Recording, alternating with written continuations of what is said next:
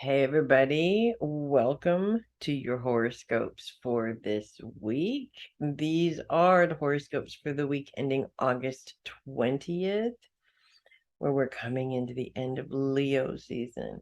And I feel it's very appropriate that today my little assistant decided to join us and bring a little bit calm and serene to the horoscopes. I don't know if you can hear this, but he's purring like mad, which obviously means that he's happy and he's calm and he's content. And he'll probably hang out with us for a minute and then take off and go find himself a nice, comfy place to take a nap. And to be honest with you, the planets are moving around so much this week that I think we're going to want to take some naps too, honestly. I'm sort of looking at it now and going, yeah, I think some naps are definitely going to be in order for this week. We're going to get this guy all nice and comfy. He's been playing all day. He's so ready for a nap. Okay, so we're just going to dive right into the craziness here. And we're going to start, as we always do, with Aries. And right at the beginning of the week, the moon is going to bump into Aries on Sunday afternoon-ish, moving into conjunction with Jupiter by the next day. And early the next day, I will say. And so Jupiter's already kind of in this very interesting space. It's not really negative though, which is good. It's something that's really actually going to be helpful for you guys. With Jupiter being in retrograde, we've sort of talked about those tendencies of growth and expansion, which is what Jupiter is all about, sort of slowing down a little bit. And for Aries and Jupiter is Sagittarian's ruling planet. So for Sagittarians too, that is annoying because you don't want to slow down any progress. You want to keep going full speed ahead and keep that momentum going, right? Especially because you're fire signs. As Jupiter is lining up, though, pretty fantastically this week with a lot of different planets. And so we're going to go ahead and look at how it's lining up in positive ways, because really there isn't a whole lot of negative aspects with Jupiter this week at all. It's all forward movement, and we love forward movement, right? So let's start with Jupiter's trine. Jupiter's trine, and the moon in the beginning of the week also moves into this trine.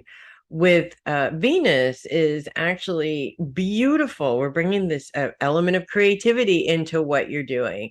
And with your focus on your day-to-day schedule, it's always important to be creative because you never know. I love having everything planned out for me. So at the beginning of the week, I know exactly what I'm looking at for the week to come. But by the end of the week, when I'm reviewing it, it never is the same as the way that it started out. Life happens and things happen a lot. So sometimes you have to get creative when, say you have a situation that comes up and it's very last minute and it's something that just seems like it's really a lot of fun and you just have to do it, right? But you got to fit it in somewhere. And so that's where the creativity or being creative comes in. And actually, sometimes I've found that when those surprise things happen, I wind up putting my schedule together better than what I thought I did beforehand, because that thing came in and I had to sort of move things around. So there is an element of that as well. No, not also. I'm sorry. I'm sorry. That is all. We continue to be in this trine with Venus all the way through the week, even as Venus moves into Leo. So we also have this sort of little bit of an element of fire and fire here, because that is what a trine is. It's when the planets are both in the same element. It's just that at the beginning of the week, we sort of start off with Venus being in Cancer. but it's so close to the cusp that it still exists. So at the beginning of the month, you may find that, these changes and where you need to be creative in your schedule that may seem frustrating to you, but as you get into Leo, it takes on a whole different type of energy. The energy is more feisty. It's more, hey, let's do this. There's a lot more energy going into it.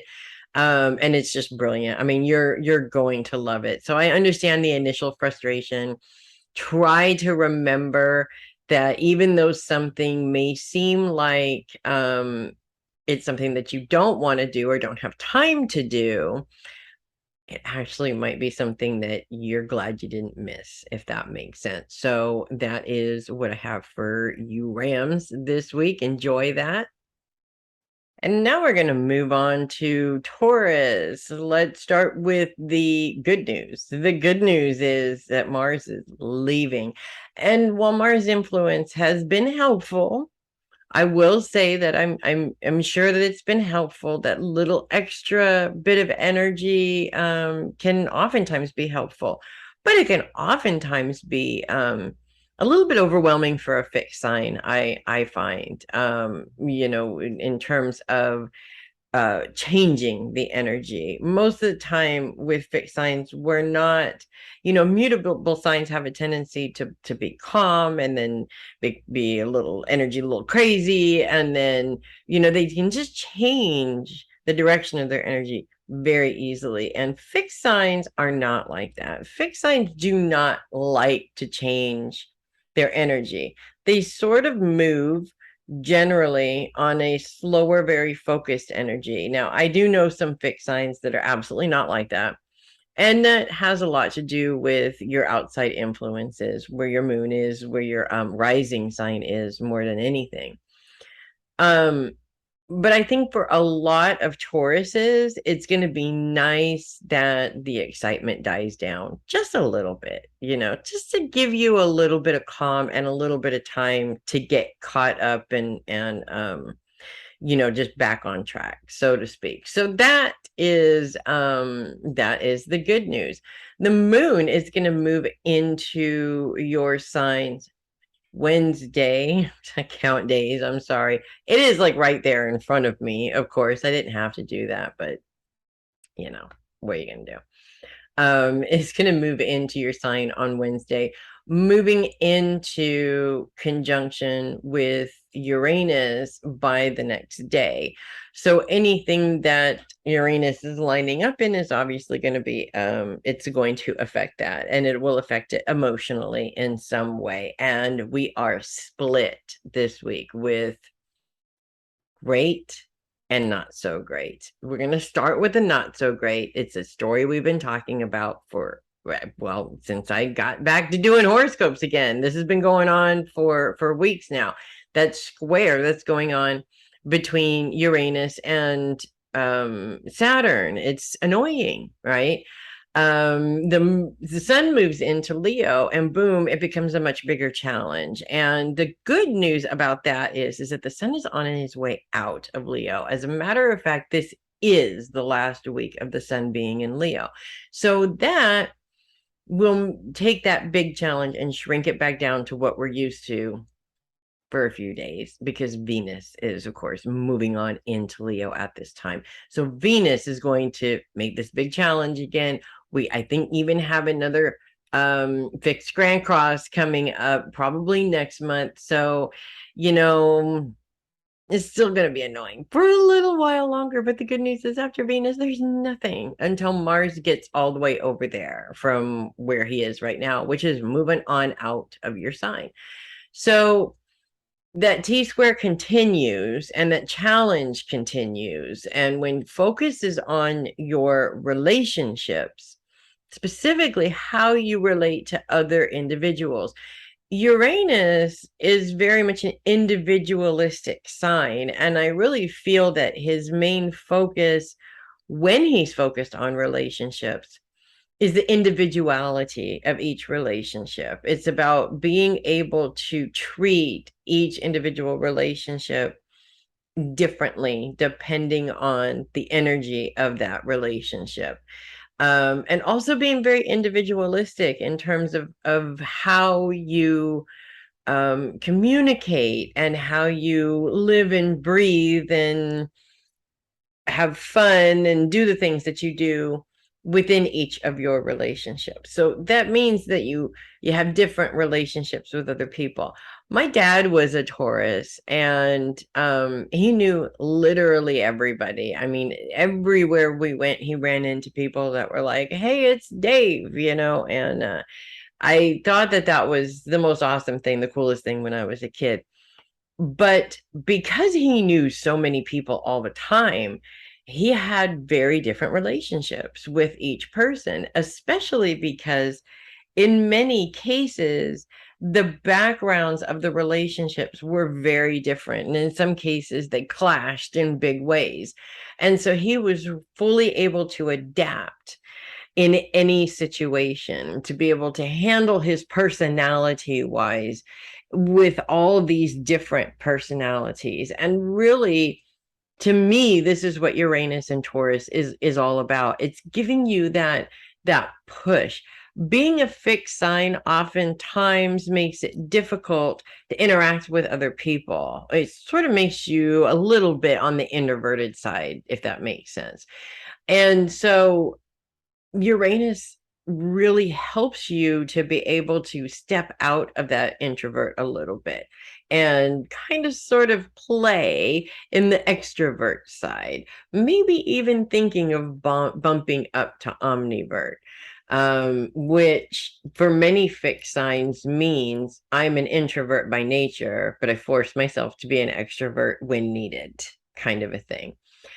The challenge comes in with the sun's focus on career and Saturn's focus on home. This is sort of a juggling act, if that makes sense. You think about your relationships in terms of all the relationships all the different relationships that you've built in your life. Okay. You have your family relationships. Those have a very close link, right? You have your work relationships. Those are acquaintances. You're pleasant for the most part, hopefully. You work together, you know their personalities inside and out because you have to work together. And then you have your friendships, which are, again, a lot about, especially the really close or really long-term friendships, um because you've taken the time to get to know these people. And your acquaintances, which some things about them but not all things about them. So in turn, what I'm trying to get to here is that this feels like one of those moments where it's really difficult to be able to navigate through all of these relationships. And the way I'm visioning it is my father going from group to group to group and getting so confused about how he's supposed to be within these groups that he starts acting the wrong group in the wrong situation, kind of a thing. When you get to that point, it's time to slow down. It's time to ground and bubble. It's time to sit down and meditate or just focus on your breathing for a minute because you're overwhelmed. And I feel like that's really what that challenge is all about. Now, let's bump over to the good news, right?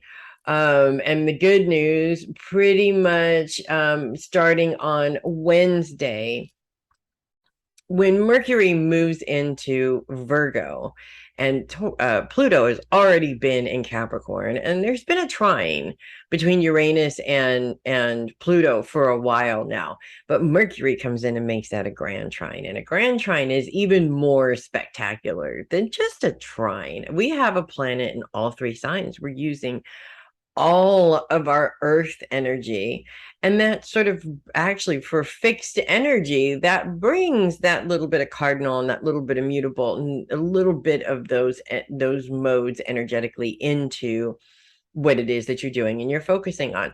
Mercury's focus is on those that support you, and Pluto's focus is on the mind. And Pluto's retrograde currently right now, which actually is very helpful in this particular instance, because if you have happened to possess a racing brain, that's going to help slow that down just a little bit. And by slowing that down, it really shows you ways that you can use your mind in powerful ways, ways that make changes.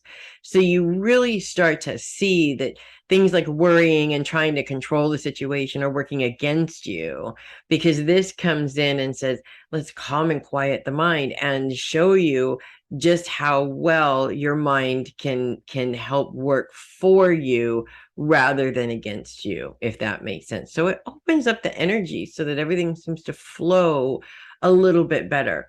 And of course, we also continue to have a grand sextile between Pluto, Neptune, and Uranus as well.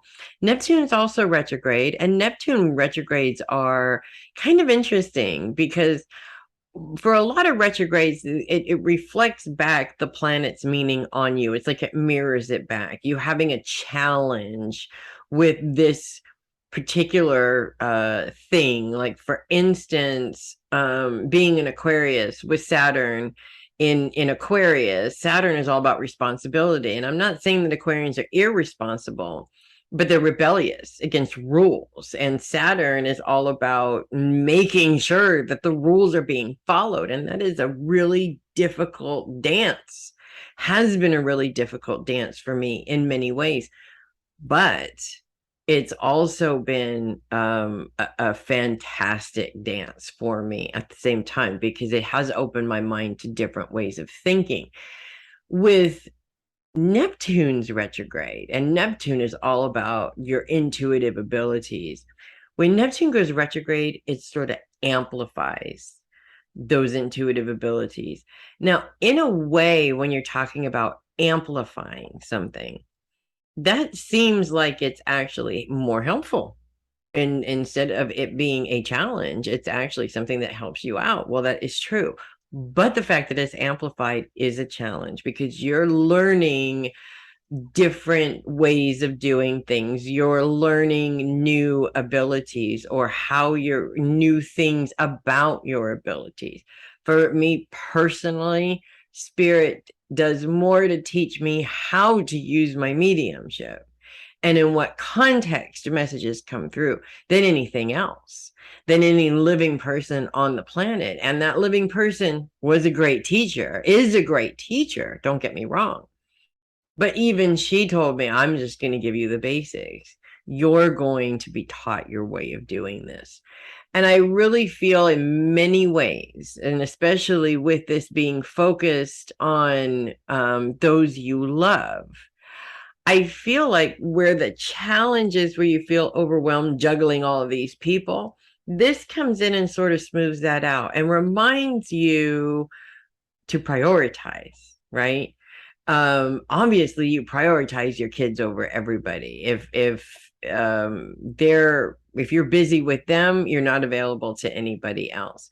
Occasionally you have a friend that is just really having a hard time. I mean, they need you to drop everything and be there for them.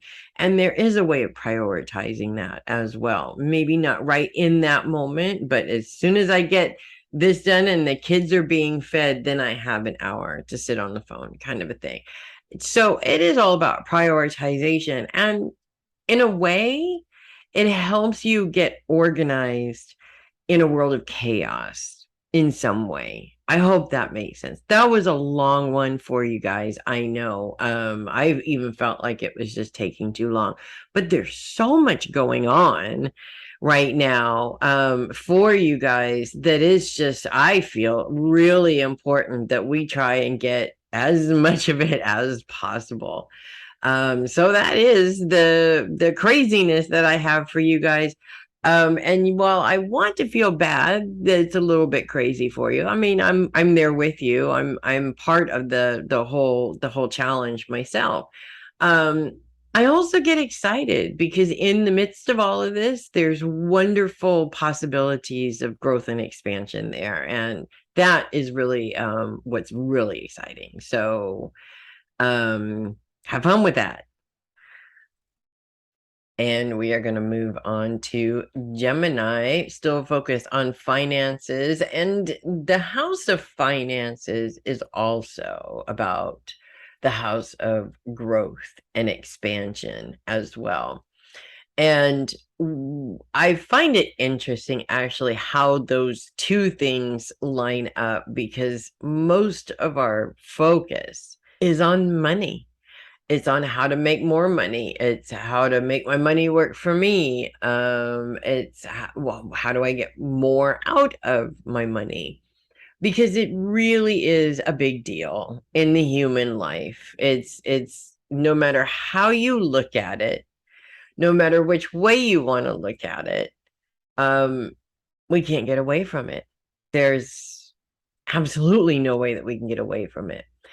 Um, so with your focus on money, and that growth and expansion, I really feel that this week is all about, I touched in a little bit on learning how to look at your money in a different way. This week, I feel it has a lot to do with being mindful of how you communicate about your money. How you talk about money is really important. The words that you use around money is extremely important. And Geminis are people of many words. That's the nicest way I can say it. But I'm not trying to be mean. I'm an Aquarius. We're big talkers too. Geminis are uh, people of many words. And with that being said, if you're going to have so many words, you really want to make sure that the words that are coming out of your mouth are helpful and not harming in any way. Because we actually do have the ability to stunt our own growth, our own progress, get in the way of achieving our goals simply by the words that we choose to use. And when you say things like, I'm broke all the time, or I feel like I'm always broke, or I just get money to give money away, those types of things, you're really going to stay in that situation forever. And it's not like if I just all of a sudden change that, it's going to, this door will open and money will start coming flying in through the door. I mean, I so wish that really did happen. Um, but it doesn't quite feel, you don't feel that change quite so much, just by minding the words that you use.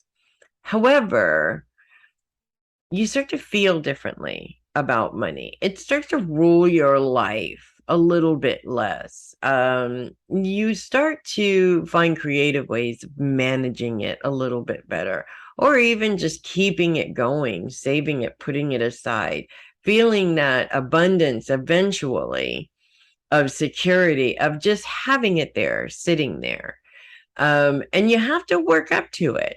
It's not like instant gratification. I mean, we're all out for that.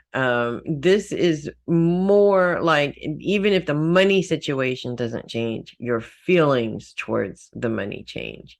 You don't rely on it quite as much, or base your life on whether you have it or don't have it, if that makes sense.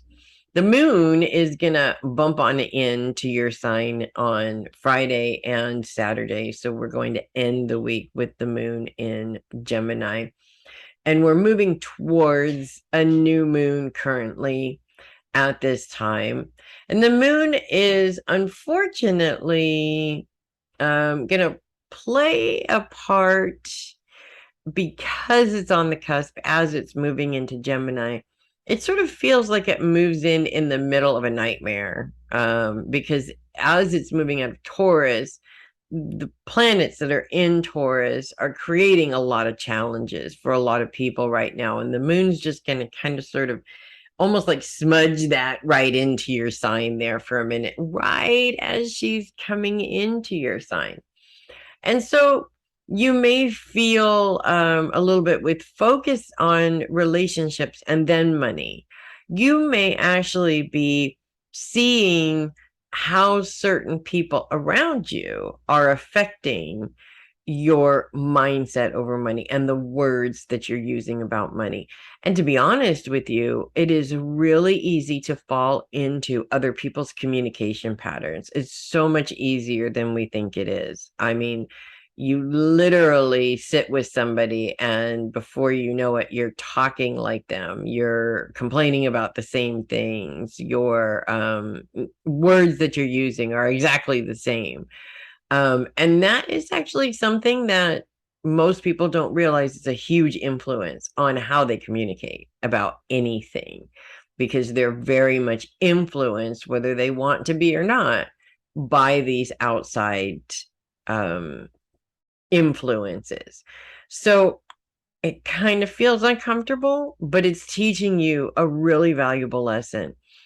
Also, the moon moves into a grand trine with Venus and Pluto as he's in your sign as well. And by the end of the week, moves into a sextile. That trine turns into a sextile with Venus, but the trine moves from Pluto to Saturn.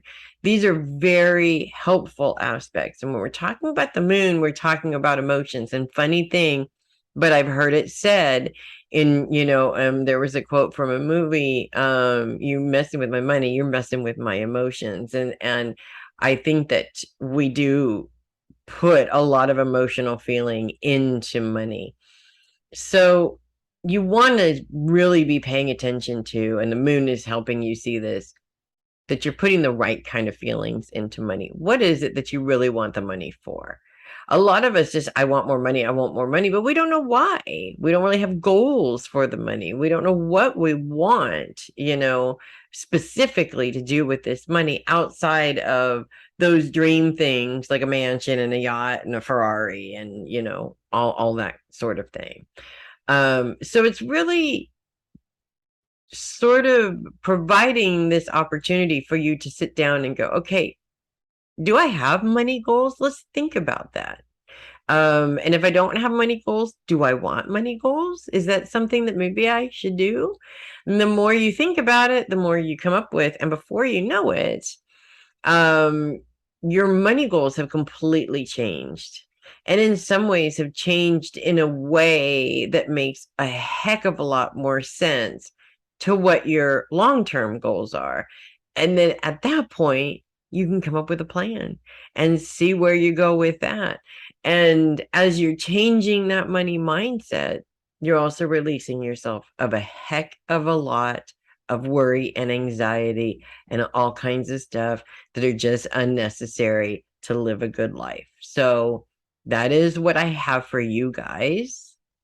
And I'm going to move into Cancer. Venus is literally moving out of Cancer this week. And it just seems like everything sort of calms down because there's no planets influencing your sign. And with no planets influencing your sign, you don't have any planets that are interacting in the crazy mess that is going on right now. So good for you guys.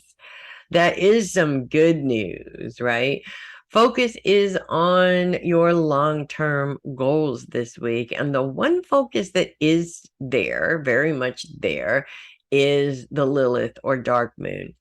Now, the Lilith, called the Lilith or called the dark moon, is like the shadow moon, almost like the shadow side of the moon in a way. And it is not actually a body in the sky. It's a mathematical point in the chart. So it has something to do with how things are lining up and just gives this sort of extra point, like the part of fortune in a way. It's just an added bonus in your chart. The dark moon is called Lilith or named after Lilith. And Lilith was a woman from a long time ago, Puritan times, cover the neck all the way down to the ankles. How dare people see your ankles or anything below this right here? Um, sex was not for pleasure. It was for satisfying your man, and you laid there and let him do what he was going to do, and that was it. Women were not important in that outside of popping out babies left and right.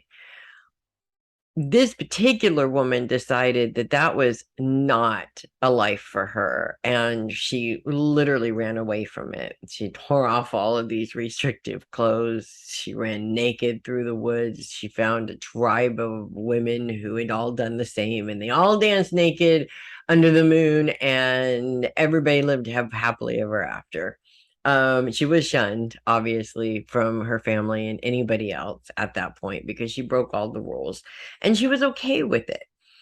And in astrology, the dark moon or Lilith really is all about throwing out those expectations, stepping away from what society says is the thing to do, really giving yourself the opportunity to just be as different as you've ever been in your life without having any kind of feeling like you give a crap about what anybody is going to say about it.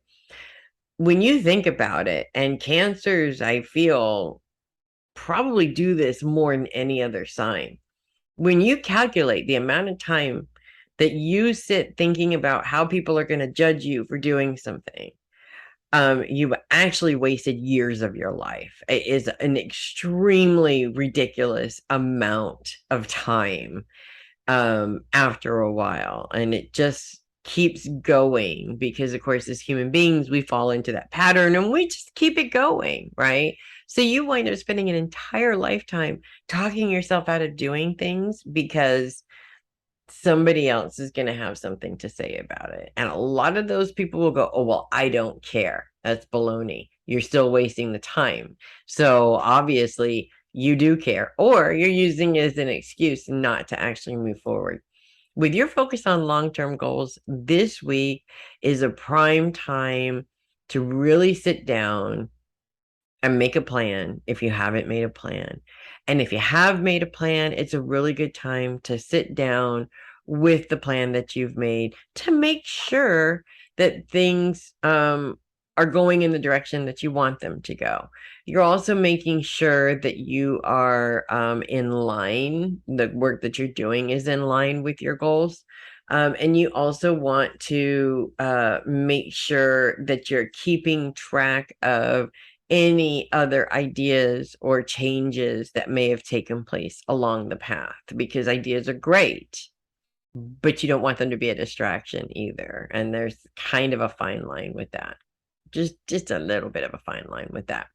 Outside of that, the energy is just perfect. Now, a lot of people will say, and this is all signs, not just Cancers. I think everybody jumps on this dog pile. Oh, I think it would be great to do this, and someday I'm going to do this, and I'm actually going to do this, and before you know it, in your mind, you have like this long list of things that eventually you're going to do, and that word eventually really, really comes up and bites you in the boo-boo. Nothing ever happens eventually. Um, Nothing ever happens someday. Things only happen when you sit down and you make a plan and you say, okay, this is how I'm going to do it. And the parts that I don't know how to do, I'm going to figure out along the way. But this is the direction that I'm going in. And so this is what I'm going to do, right? So it's really important to eliminate those two words. Someday and eventually do not need to be in your vocabulary at all. They're just words taken out of the excuse bag, basically. They're used specifically to not move forward so that you can stay in your comfort zone where it's nice and warm and snuggy. And yes, I agree with that. But you can't stay there and grow. You have to expand. You have to take risks. You have to move forward. You have to get out of your crab shell every now and then and take a look at the outside world, see what's going on, kind of a thing. So it's exciting and a bit scary. And that's okay. I think that anything that is exciting is a bit scary. And It's in all honesty, if it's not exciting and scary, it's not worth doing as far as I'm concerned. So be bold and be brave. Like I know you can. Um, and you guys have a good week with that. Moving on to Leo, we are one more week of the sun in Leo, which is kind of a good thing, really, especially in terms of the way that has been lining up with Uranus and Saturn. But we're not out of the woods yet because hot on the sun's heels is Venus, and probably by the end of next week, we'll have a little bit of a break from this big challenge, maybe a few days. By the end of the week, beginning of the following week, Venus is going to come in and create that challenge all over again. Yay. I'm so excited to tell you that. I know you're so excited to hear about it. But Venus is literally just moving into your sign this week. And that element of Venus's creativity is fantastic. And she moves into your sign in a trine with Jupiter, which is really helpful to kind of lift the difficulties that this T-square has been providing for you at this time. Venus is really coming in focused on long-term goals, while the sun has been focused on your career. And so we're really looking at long-term career goals here and sort of putting those things together there a little bit in some way. Jupiter is retrograde, and so usually those expansive growth properties that Jupiter holds would be stifled in a way when it's retrograde, or it feels like things move a little bit more slowly. And Venus is sort of coming in to say, well, things have slowed down to give you time to get a little bit creative. And I have this vision of coloring books and markers and things coming out, like let's just play, let's just give ourselves a little time to play and make something pretty and beautiful and get a little creative here. When progress does slow down a little bit, it's really frustrating, but it also gives you that opportunity to kind of look at how you can make it a little bit better. Whereas if things were progressing really quickly, you wouldn't have time for that ever. So this gives you an opportunity to take a look at how your schedule normally is. Is there any way to improve that? Or in terms of how you deal with the people that you're dealing with in terms of your career, is there any changes that you can make there? Just sort of taking stock at what you've been doing. I'm giving yourself the ability to kind of make improvements, because nobody's perfect. We can all make improvements. This is sort of a helpful little focus to take your mind off of the challenge. And the challenge is again between the sun and Saturn and Uranus, and the moon moves into that a little bit by Thursday, Friday, which is going to make it a little bit more emotional. Of course, it has the tendencies to do that, right? With this challenge, your focus is on career. Leo's focus is very much on career. Saturn's focused on the home and the responsibilities, or in some cases, the lack of responsibility that you've been taking at home. That could be, you never know. And Uranus's focus is very much on relationships. Now, I know a Leo going through a really trying time, unable really to take care of her responsibilities at home because what she's going through, and really having a hard time finding people she can rely on to help her. And I kind of am seeing this in this aspect in terms of Leos a lot of times are always there for other people. They're very family oriented sign, especially female Leos are are all about what I can do for you and how I can help you. And it is really difficult when you put that kind of energy into everybody around you. And when the time comes for you to have that reciprocated, it's like there's nobody there. And that's really frustrating. And and the moon kind of playing into it this week makes it not just frustrating, but a bit emotional too. It really hurts when you go through something like that. And I feel like every woman on the planet, and there's some men out there too, have unfortunately witnessed this challenge. It's just in your nature to be a good person and be helpful. But you have to understand that it's not in everybody's nature to be that way, unfortunately. And people have a tendency to only give what they can or what they know how or do in the way that makes sense to them, um even if it doesn't make sense to you. And so that can really be frustrating, and it can really cause an emotional response. I mean, when I've been faced with that situation myself, um I just wanted to stand there and scream up at the top of my lungs, what the hell is wrong with everybody, you know? Um, but I was also told many years ago, when I wanted to do something that was really big for me, and I didn't understand why everybody around me wasn't treating it as the big, huge thing that I thought it was. I was told that you can't make somebody see something through your perception of it. They can only see in their own perception. And in many cases, people who we think are not doing a good job are doing the best job they think they can in that moment. It doesn't mean that they don't need improvements.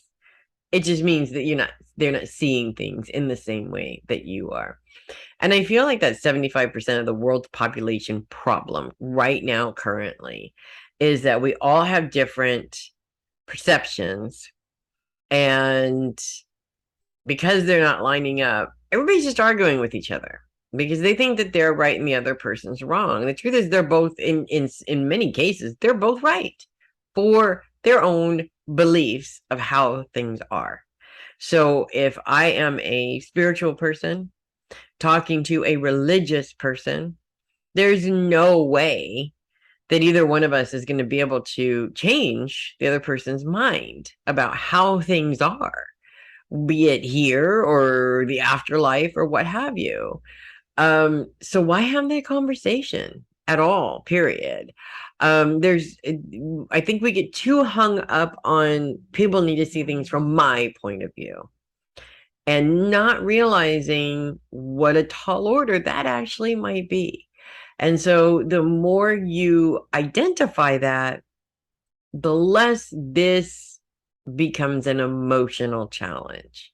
It is what it is. People are not the same, and people are not always going to treat you in the way that you treat them. And in my opinion, that whole concept of treat people as you would like them to treat you works, because obviously most people would like people to treat them kindly and nicely. So that works. That's what you're putting out.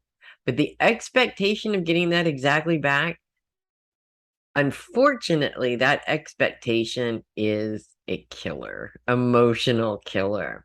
Because 9 times out of 10, people do not get that reciprocated back in the same way.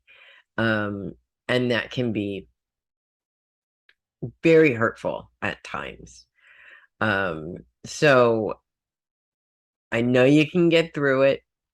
It is a difficulty. It's not the end of the world. And if you get emotional about it, get emotional about it. You have every right to get emotional about it.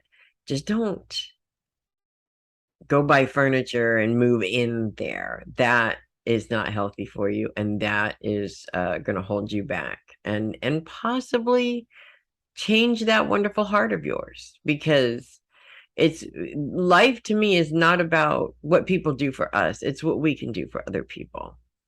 And the more you are helping others, the more love you're taking in for yourself as well. You're not just giving it away. As you're giving it, it's being received at the same time. And to me, that's a very valuable part of our human evolution when you think about it. So that is what I have for you, Leos, this week. And I'm going to go ahead and move on to Virgo. And we are finally doing something in Virgo. Mercury moving into Virgo, moving into opposition with Neptune, which is a little bit tricky, especially with Neptune being retrograde. Retrograde Neptune tends to heighten our intuitive abilities. And Mercury is like a very logical planet. It's the planet of communication. It's the planet of ideas. It's not emotional, it's logical. So it's like you're talking to a Gemini and a Cancer are talking to one another, or, in this case, a Virgo and a Pisces. Um, Sometimes they don't necessarily see eye to eye.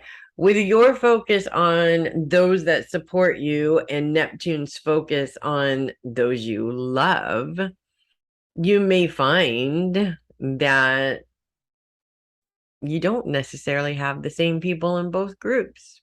And that might actually have you wondering, why do I even have them around at all? If I'm supporting them and they're not supporting me, what's the balance there, right? Well, the balance isn't necessarily let's just boot them out because we don't need them. That's never your first, or should never be your first course, right? But communication is important. If they're not supporting you in the way that they need to support you for you, you need to talk to them. And I think that this is a big mistake that humanity makes, is they get upset and they don't talk to them about it. They complain to other people. They're always good at talking to other people about the situation, and the person doesn't know that they're causing a problem at all. And it's not to say that if you go to that person and say, hey, I don't like how I support you all the time, and when I need support, you're gone, so you need to knock that off, okay? Choosing your words and the energy behind your words is also important. But if the person comes back with, well, I can't support you because what you need support on is always between 8 and 12 in the morning, and I have to work those hours, you can make a compromise. You can move things around. It opens up opportunities in many ways. Now, of course, you're going to have those instances where you do that, and the person goes, oh, yeah, you're right. I'm so sorry. Let me work on that, and then does it, right? Now we can entertain the idea of whether we or not we want this person to stick around. But you also have to look at it in terms of how human beings really are, let's use our kids for an example, because our kids are a great example of that. Kids and parents have completely different perceptions of what is helpful and what is not. A kid thinks it's helpful if I just get the hell out of my mom's way and disappear and give her a nice quiet Mother's Day, while mom is at home on the couch sobbing because her kid forgot about her. It's one situation and two completely different ways of looking at it when you think about it. So in this case, am I going to get rid of my kid? No. Mom calls you screaming because you forgot about her on Mother's Day. You're going to get rid of mom because you're not getting along right now? No, absolutely not. You're going to have a conversation about that, and hopefully resolve the issues. And if there is no way to resolve it, then you're going to find a way to live with it, which is in many ways the hard part. So, of course, there's always those relationships you can't just abandon because they're not working for you right now. There is many instances where you need to find a happy medium to be able to work on a middle ground, as it were. The good news is Mercury is the top point in a beautiful grand trine between Pluto and Uranus, all three planets in Earth signs. Earth signs get shit done. That's what I love about Earth signs. The air signs are the idea makers. The Earth signs are like, that's a great idea, and this is how we're going to do it.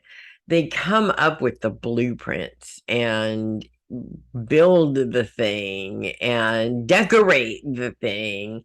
It's honestly, it's amazing. It's one of the things I love about working with earth signs, being an intellectual sign myself. This grand trine, with Pluto's focus on the mind and with Uranus's focus on relationships, again, these relationship issue keeps coming up. But this is an aspect that is helpful, and it shows you in many ways that while that one individual is not in your support system, seems to be missing a lot, you're a Virgo. You're not lacking in a support system. I don't know very many Virgos that don't know 100 people at any given time. And so while you may have those select few who don't seem to be there to support you, you have a lot of other people that do. And Pluto's influence really is on looking at your perception of that.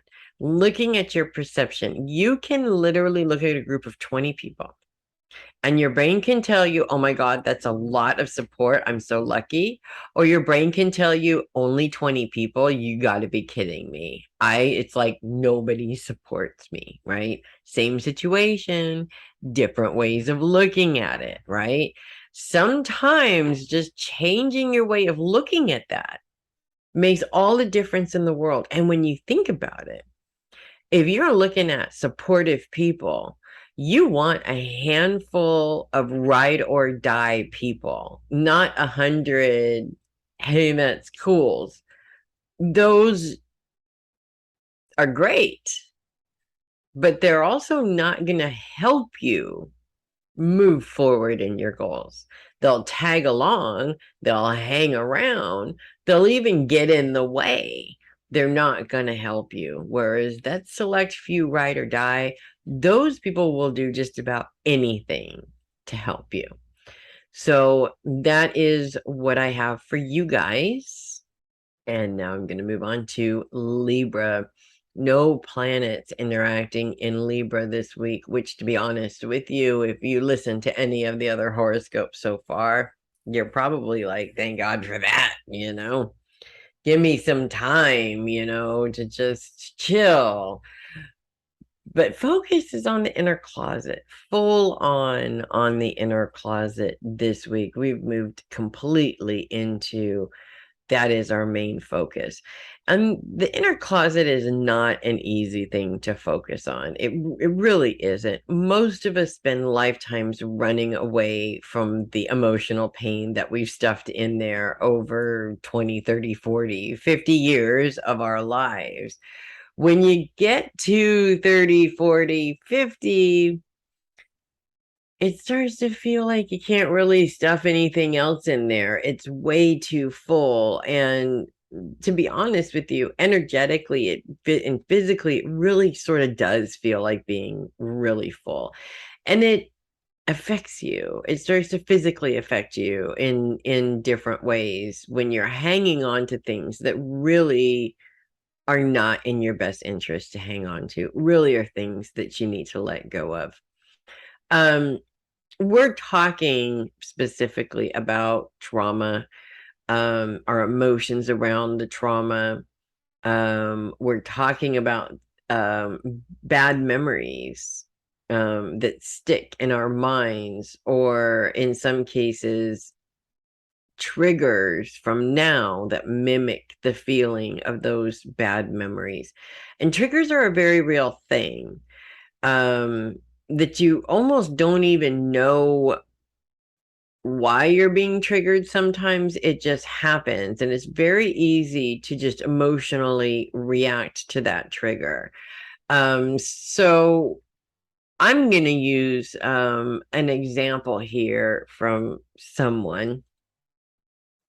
um, who really gets triggered when I use the words, you don't know what you're talking about. Those specific words. And it's a trigger every single time. And I honestly didn't realize that by saying those words that there would be a trigger, especially in the beginning, why there would be a trigger, until I spent more time with him and his parents together. And this is a brilliant man, by the way, who knows pretty much everything. And I'm not saying that his parents don't see that, because they absolutely do. But it was very easy for them to use those words when they were discussing doing something. No, no, that's not how you do it. You don't know what you're talking about, right? Now, if you went through a lifetime of hearing those words, then every time you hear them now, you're like, I mean, everything in you is going to fight against that. It's going to fight against the person that is creating it. And it's going to cause an emotional reaction. Now, that being said, this person is a Libra, by the way.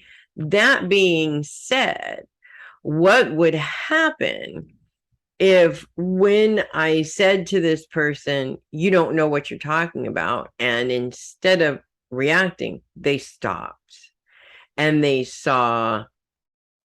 gave themselves time to decipher if this is the same, you don't know what you're talking about, or is it a different, you don't know what you're talking about. Now, I have chosen to try and not say those words. However, there's other places in his life that those words can come up. So this is absolutely why it cannot continue to be a trigger.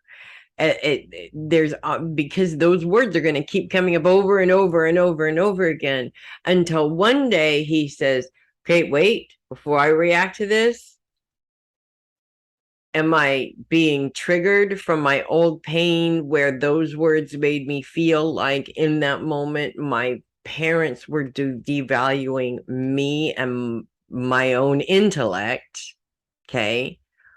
Or do I want to choose to eliminate that right now and just bring this to now? Right. I think those words, you don't know what you're talking about, are pretty rude, anyways. Right. But rudeness is not lacking in this world. Most of the time, you have a choice. And in this particular situation, he has a choice to either react to it and get angry, or to decide not to get angry and say, I don't know what I'm talking about. Well, let's see. And prove that he totally does know what he's talking about, because he pretty much knows what he's talking about most of the time. So this is a good example of a trigger and how to navigate that trigger. And usually when you're triggered, you've got 20-30 seconds. That's all you have before that trigger happens. The words come out of the mouth and the emotional reaction hits. You got to hit it within that 20-30 seconds. That's not easy to do, but it is possible to do. And I find that the more I choose to navigate through my triggers, the easier it is on me and everybody else around me. You never know. My husband and I were having a random conversation, and South Texas, we were watching something on TV, and South Texas came up. The pictures of it reminded me of a place in Southern California that I lived in, and it wasn't very attractive to me. And I was, and I think it had something to do with something on TV. Everybody's flocking to South Texas, and I made a sarcastic remark: why in the hell would anybody want to go to South Texas of all places? And not that there's anything wrong with South Texas, by the way. And he said, well, if I were to want to live out of state, that's where I'd go, because they really need people like me there right now. And boom, immediate trigger, immediate. My first response was to turn and to look at this poor man who did nothing, okay? Because we were fine. 2 seconds ago, we were fine. He did nothing but just make a statement. And my first reaction was to knock his head off and scream at him, we're not moving out of state, and we're definitely not going there, right? Now, again, I'm triggering a memory of a place that I used to live in as a kid. We have an inner child issue going on. And rather than reacting, I stopped myself and I literally started crying. Tears started coming out. I couldn't even control it. Tears started coming out. And he's like, "Oh my God, what's the matter?" And I said, "Just give me a minute." And I rolled through and realized that this was not just a memory of this place that I lived. It was a memory of being taken away from my grandmother, and I was taken away from her. She was not allowed to visit unless the person controlling the whole situation decided that he was okay with it. And then I bumped to now where I realized that there's certain situations that I'm going on or that are going on in my family that are making it feel like I'm having my grandmother taken away from me again.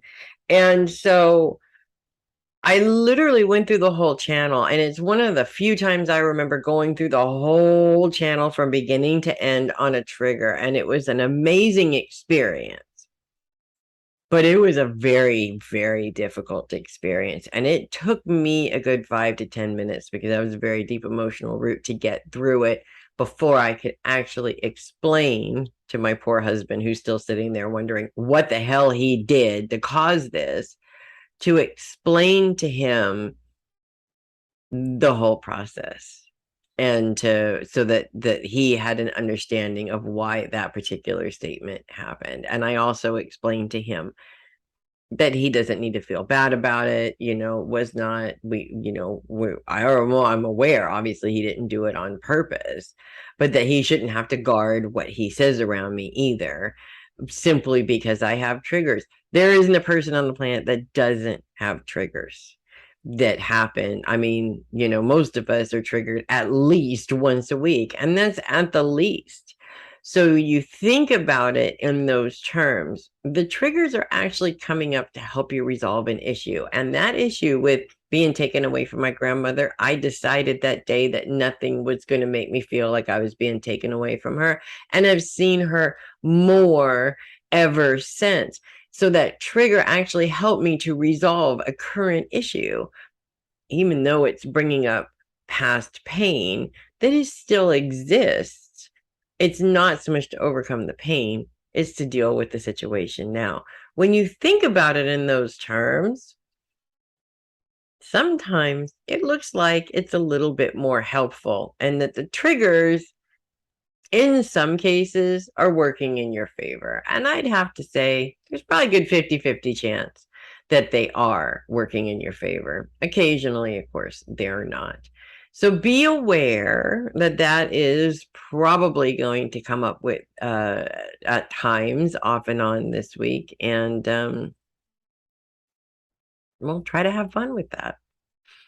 Moving on to Scorpio, it is all about you this week, Scorpios. No planets coming in and influencing your sign this week either, which is fine because trust me, any planets coming into Scorpio right now are going to cause all of us fixed signs a world of chaos. So let's just try and avoid that as long as we can. Of course, the moon will be coming into your sign at some point this month, but it ain't this week. So let's just sit back, kick back, and enjoy that for as long as we can. Focus is on you this week, and very specifically, issues with how you take care of you seem to be what's coming up a lot this week. And when I say self-care, self-care is many different things, I have to say. A lot of people talk about self-care in terms of spoiling themselves. Relaxation, is a big part of self-care also. But self-care really is all about how you take care of yourself, how you take care of your body, how you're fueling your body to keep going, so that you can continue to do all the things that you need to do. And sometimes it's hard to focus on that. Many times it's hard because we have to take a really honest look at what we're doing to ourselves and determine whether or not we should still continue to do that. But it also forces us in many ways to make changes, and change is hard, especially for fixed signs. And Scorpio is very much a fixed sign. Um, my advice, of course, is for instance, if you have a diet, you decide to start a diet, nobody is ever successful when they make drastic changes. I got really sick one year and decided that I was going to give up gluten, that I was going to give up soda, and I was going to give up cigarettes, literally all in the same day, same week, same everything. The gluten was easy. It was making me sick every time I ate it. So I mean, obviously it's easy to get rid of that. Soda was a thing that I had been drinking daily for 20 years, and cigarettes, same thing, and the addiction to them as well, the caffeine in the sodas. And it was so hard. The gluten alone, when I say it was easy, it was not easy. Okay. It was a whole, and to think that I actually put myself through giving up gluten and cigarettes at the same time. Clearly the cigarettes didn't stick. Okay. But the gluten had to, because I would get sick every time I ate it. The cigarettes did not stick, unfortunately, at that time. It was just too much of a change. And when you make changes too drastically, you're almost setting yourself up for failure, because your inner mind is panicking. There's something different. What's going on? How come I'm not getting this thing that I normally get, regardless of whether it's addictive or not? So that can be difficult. My advice is to ease into any kind of changes, ease into these different transitions that you're going through. As you ease into them, and take them one step at a time, it makes it easier. You become a little bit more successful. You can hold on to it a little bit longer than if you try and make drastic changes all at once. And usually when you go drastic in change, your downfall is just as drastic as the changes that you try to make all at the same time as well. So you do also want to keep that in mind, um because you want a nice smooth success and not an epic fail. Basically, that's what you're looking at, or that's the difference between the two. So that is what I have for you guys. Good luck with that. And I'm going to move on to Sagittarius. Focuses very much on the past this week. And I feel like in many ways, when we focus on the past, our focus is not always where it should be. And let me explain that. Many times we look back on the past as a place that we wish that we were, because we don't want to be here now. Even if we have everything that is wonderful in the world right here, there's always something about the past that just is better than what's going on right now. The funny thing is, 10 years from now, you're going to look at right now and it's better than where you are, currently, but you missed it because you were too busy looking out at the decade before or the past, and wishing you were there.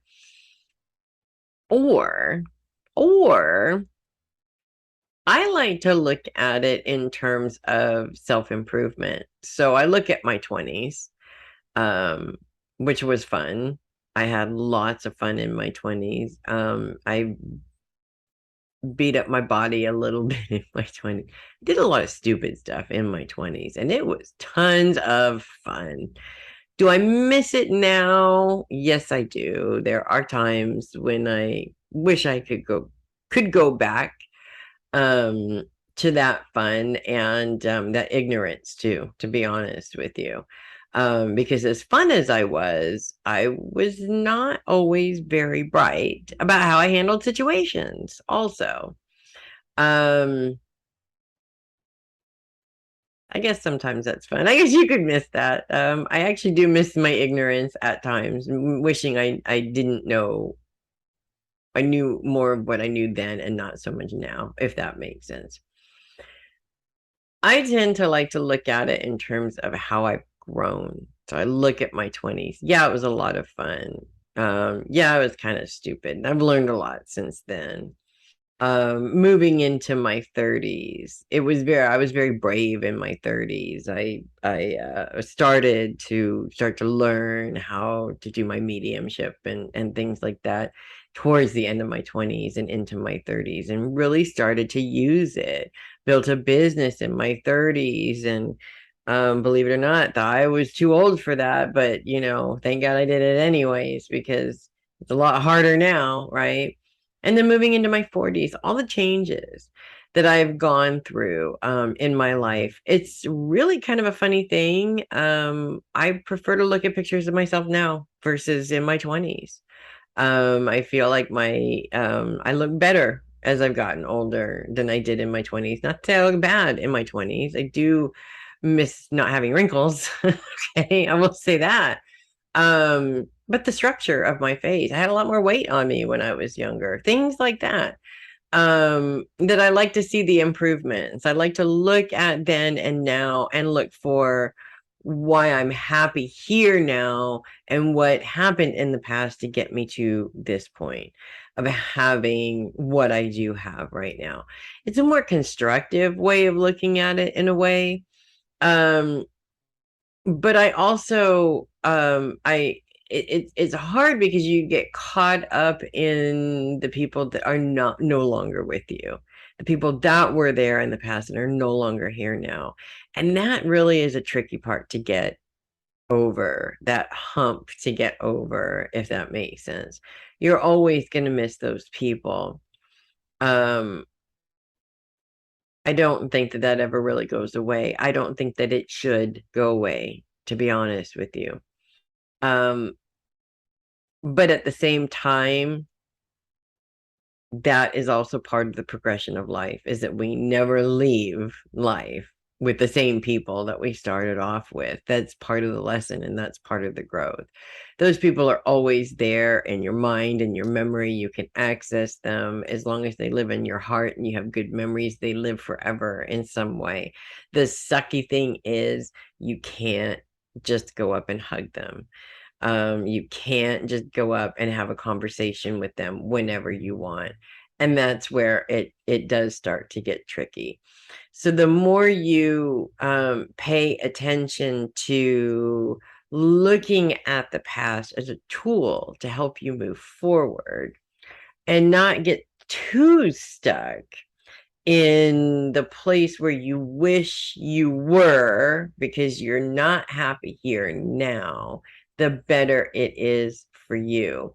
I also enjoy looking back at in terms of my own professional growth, my career growth, who I was at that time as opposed to who I am now. And one of the places that I really got stuck was it was around the time that my dad passed in 2017, I think, is when this really became a big thing for me. And that was that before that happened, I felt like I had my zen. And that's the only way I can describe it. And I feel like the timing when my dad passed, the changes that took place around that, I feel like I completely lost my zen. And it was really hard to get back into it. And I was so focused on I've lost my zen and I wish I could have it back, that I wasn't paying attention to what I had done previously to get to my zen place, which obviously was a process I had to repeat. So I was focused on the loss and not focused on how do I regain it, even though both of those things were located in the past. I was just looking in the wrong place. So sometimes just a little tweak here and there really does help with the overall focus. So that is what I have for you guys.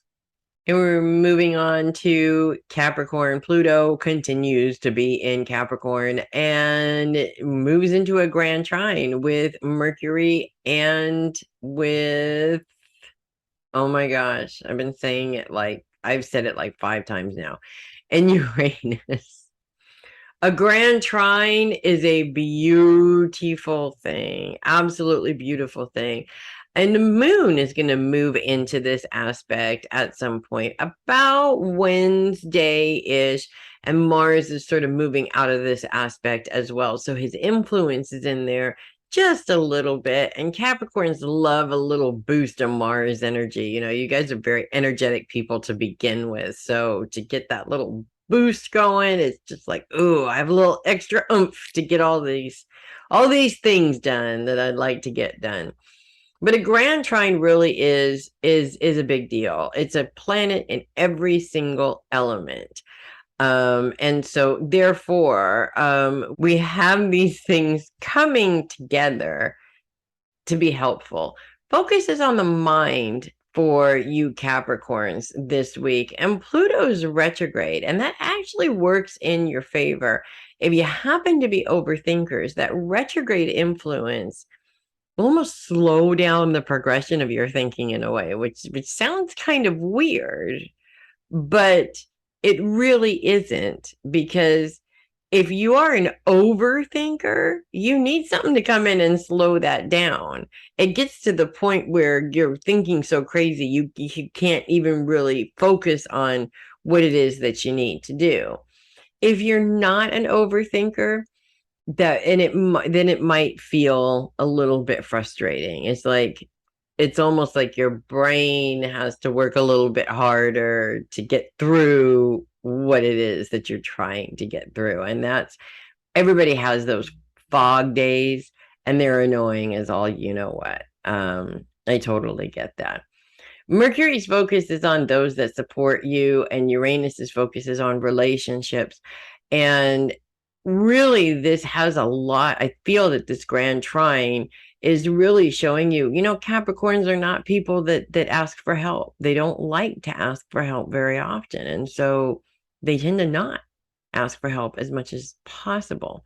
In this instance, I feel like this is a way or an opportunity for you to really pay attention to what your mindset is on help, and see if there's a way to maybe change that perception just a little bit.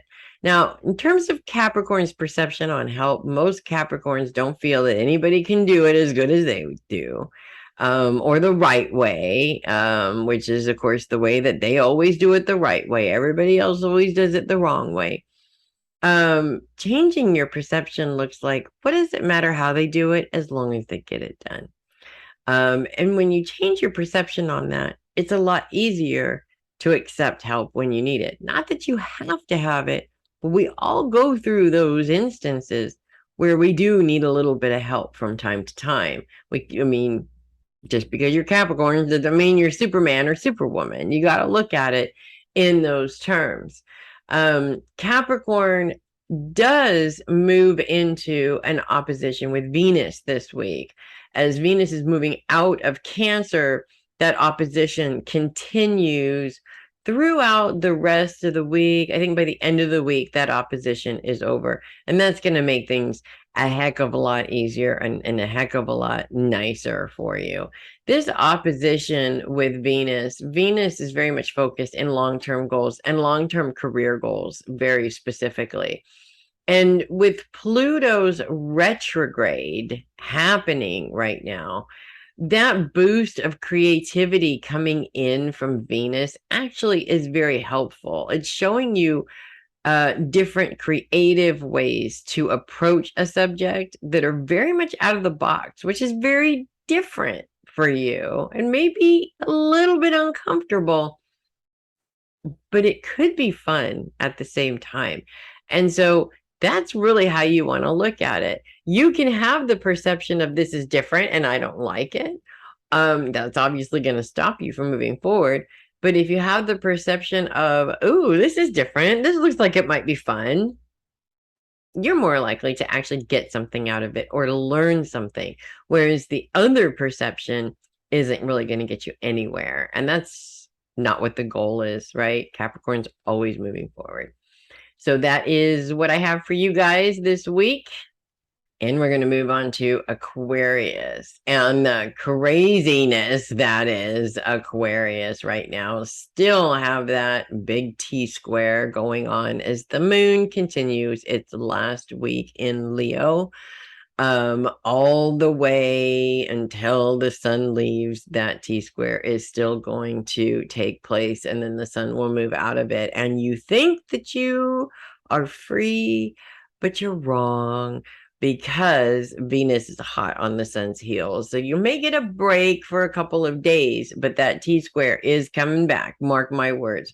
Luckily, after that, Venus moves fairly quickly. And after that, there is a nice break, with the exception of whenever the moon is in there, of course. As we say, a nice break, everything is moving to Scorpio. So this is going to happen again anyways, when you think about it in a few months. So yeah, enjoy that nice little break there when you have it. Saturn continues to be retrograde this week. I do believe the retrograde is going on through September. I don't have it in front of me right now to really take a look. And this challenge really comes into play and really happens when with the focus, Saturn's focus on the home, the sun's focus is on career, Uranus's focus is on relationships, and in some cases there's a bit of Mars influence in there, and towards the end of the week there's a bit of the moon's influence in there, which makes this challenge an emotional challenge, which, I'm sorry, we're Aquarians, we don't do emotional challenges, okay? I'm already cringing just thinking about it. Ain't nobody got time for that, right? Whether you have time for it or not, it's gonna happen. It doesn't matter. I hate it when it's bad timing, but whatever. I've survived every single time, so I can't complain too much, right? But this challenge does occur specifically for Aquarians.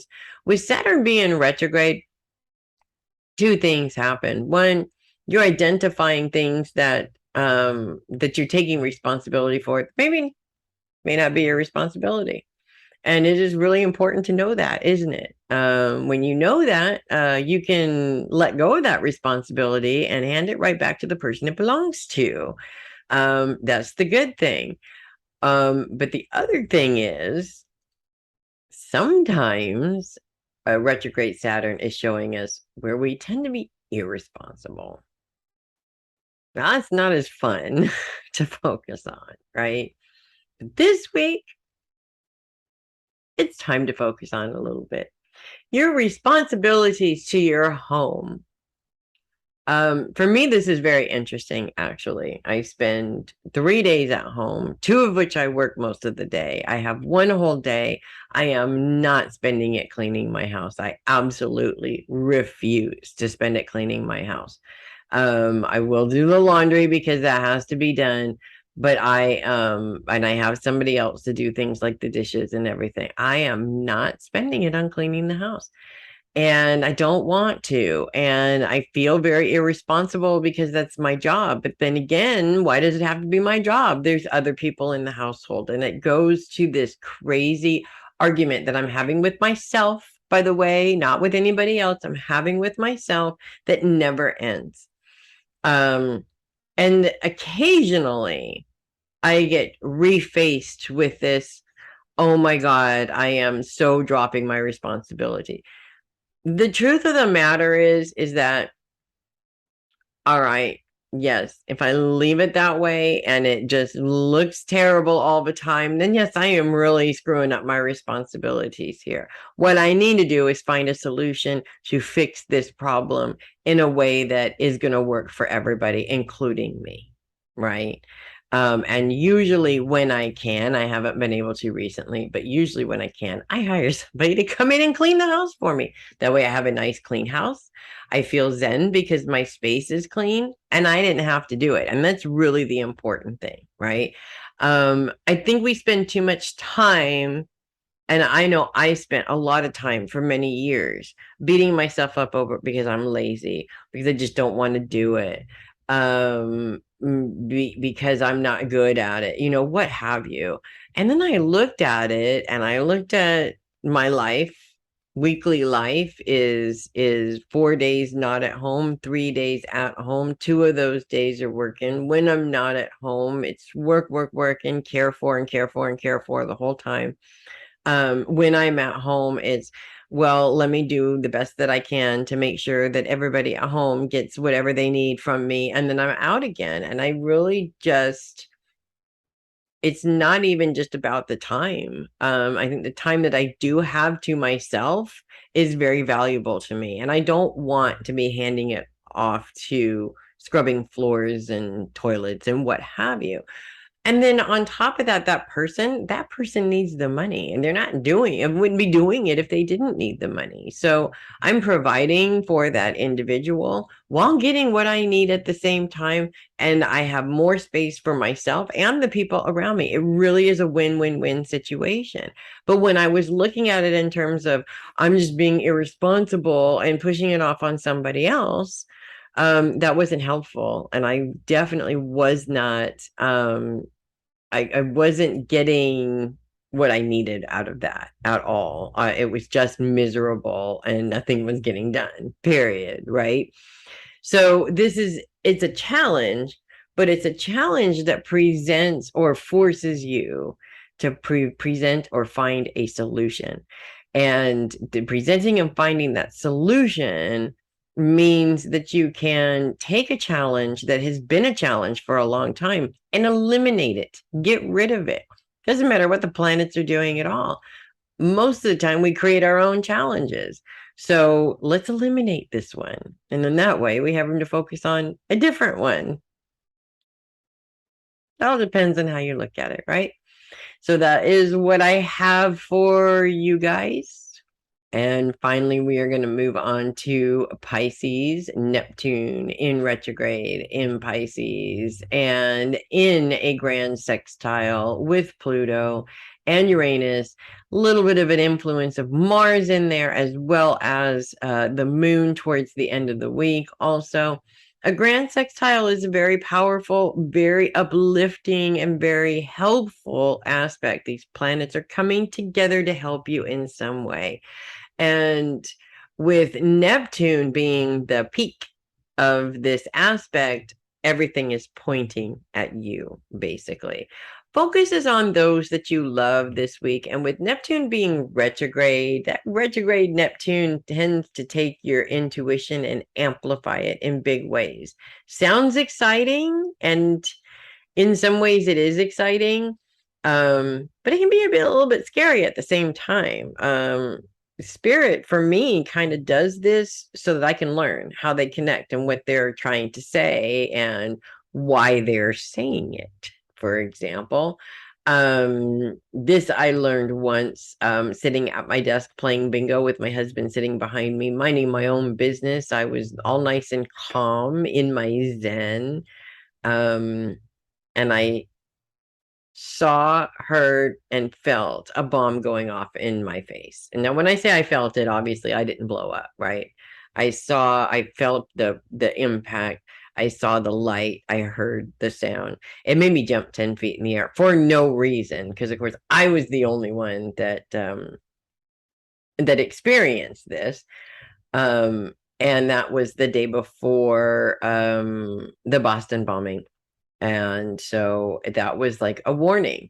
And what I learned from that, at first I thought, well, if I'm supposed to do something about it, why didn't you tell me to do something about it? Well, I wasn't supposed to do anything about it.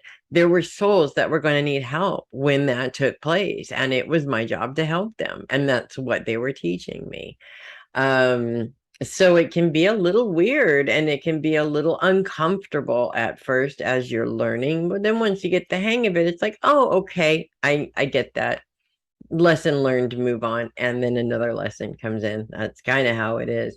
Pluto's focus is very much on the mind, and Uranus's focus is on relationships.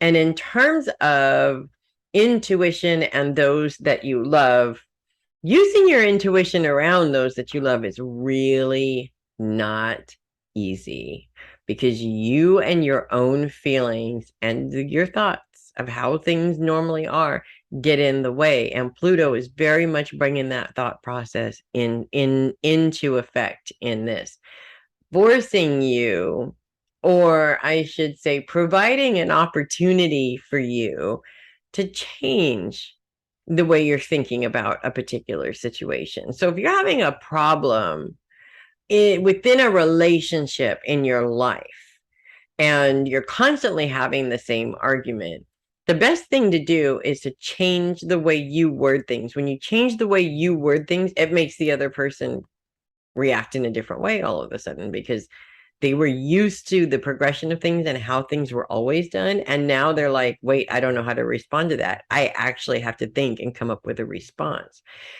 It changes the direction of the conversation. It also gives you the opportunity to be able to maybe put a different energy spin behind what you're saying. Maybe they'll take it in a different way. You can be saying the exact same thing, but if you are saying it in a different way, like for instance, if you're saying it in an aggressive way, person's going to get defensive.